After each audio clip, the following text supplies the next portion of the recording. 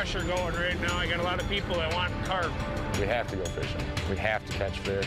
This lake level's so low. Yeah, let's go. Trim the motor up. Trim the motor up. See if there's any bit of luck on our side today. We're gonna need it. Carp, sheephead, buffalo, and suckers. For most Americans, these bottom feeders have no place in our lakes or on our plates. But there are fishermen who have found opportunity. Every fisherman always wants the big haul. I've been chasing the big haul for all my life, and I don't know if that's ever gonna come. I never seem to get a hold of it, but who does? You always got it. You got something to chase for, though. My dad told me be a doctor, be a lawyer, don't be a fisherman. Once you get it in your blood, there's nothing else. It's the last week of March. A warm spring has upset typical fish patterns, and experienced commercial fishermen are struggling to adjust. The upcoming Jewish holiday of Passover has increased the demand for carp, pushing market prices to 4 times their usual value. More than ever, a big haul means serious money.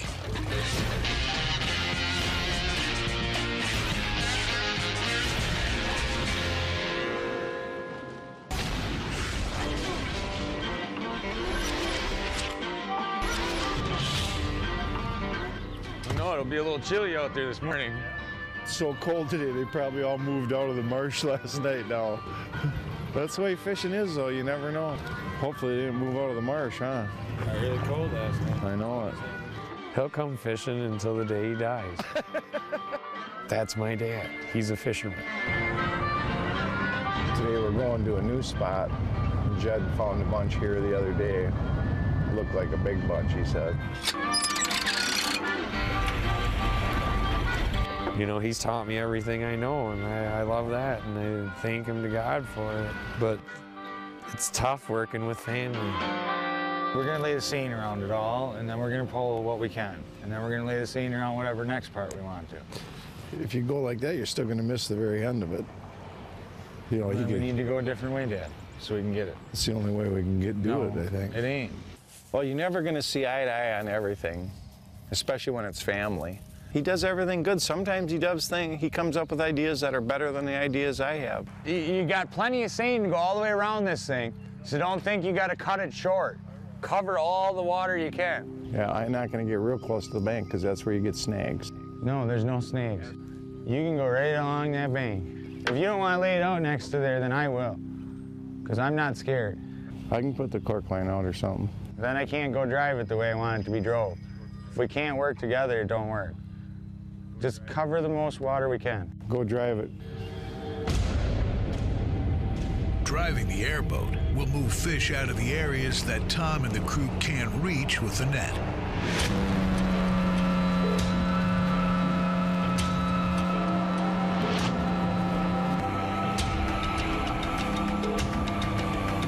I grew up in this business. I saw my dad struggle with things, and I had to sit on the back burner for a long time. We're going to set the net up.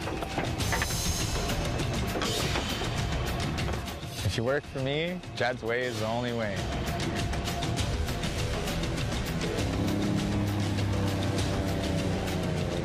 I'm either 100% in or 100% out. And when it comes to fishing, I'm 100% in.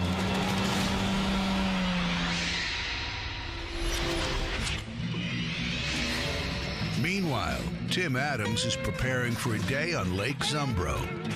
It's usually pretty good to us over there.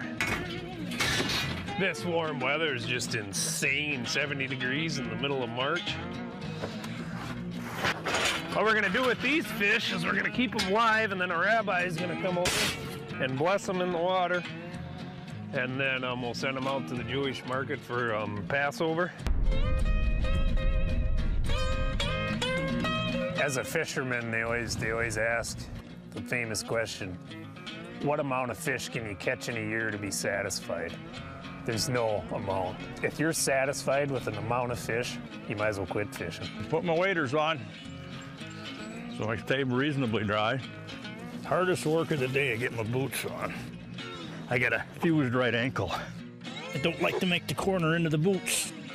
There, half the battle's over. I got one foot in. Might be a bunch of fish right below that bridge, too. Yeah.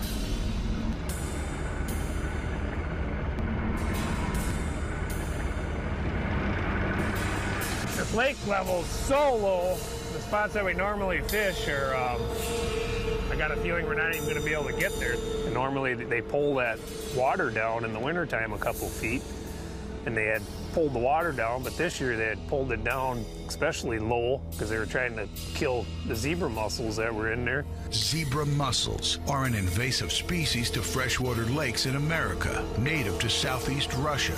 They eventually found their way over to the USA by attaching themselves to ocean liners.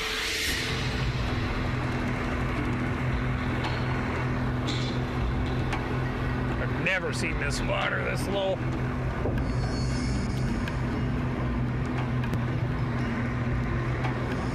And I can see where I want to fish. I got a feeling we're not going to get up here.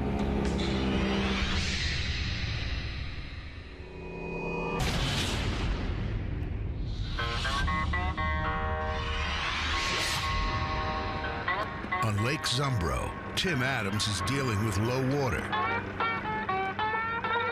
This is really gonna suck. I got a lot of pressure going right now. I got a lot of people that want carp. There's a Jewish holiday coming on.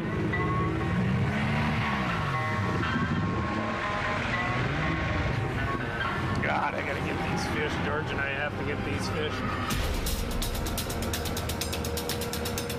Not an easy job at all.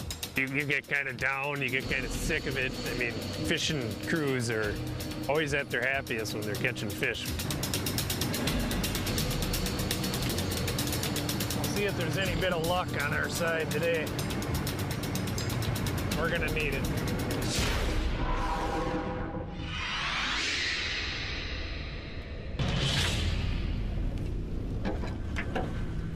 I'm happy to go to work on the river every day. Even when it's snowing, even when it's cold, it's miserable, but I'm my own boss. And right now, the lakes that we're on don't have any weeds left in them. Game fish populations are low. And I think that's what drives me, because I'm like out to prove to everybody that we can fix your lake. You know, we're the best answer. And really what it comes down to is, you know, do you want a good lake where you live? The guys that live here must be pretty happy we're over here. They're actually waving. Look happy that we're here. See if we can get these carp out of here for you guys. We'll be back a few times this summer. They want their weeds to come back, and their lily pads, and their sunfish, and their crappies, you know, they love that.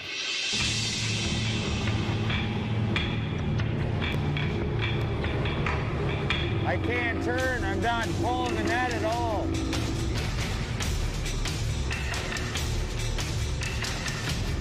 You gotta get me going that way so I can pull the net.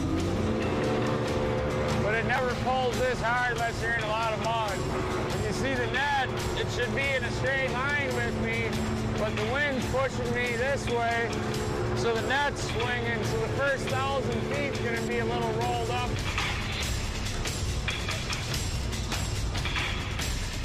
You know, if you don't catch fish, fishing ain't fun. You're not gonna go fishing every day if you don't catch nothing, because there's no more weeds there because the carp rooted them all out. Now we run the risk of blowing a motor up, pulling. I'm at 5,000 now. I don't think we're moving. I think we're in the mud. Pulling in the mud like this, I need time to dump some of that mud out so I can get going to the bank.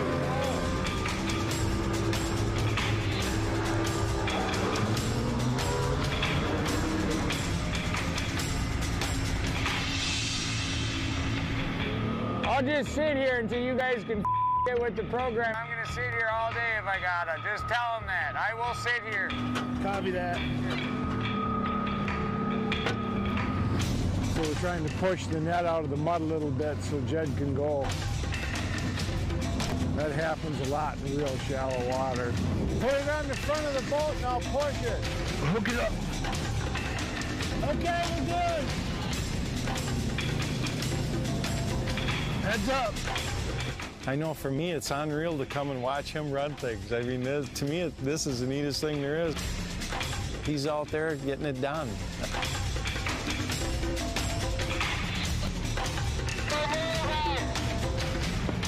He's moving! You don't make money pulling, you make money loading.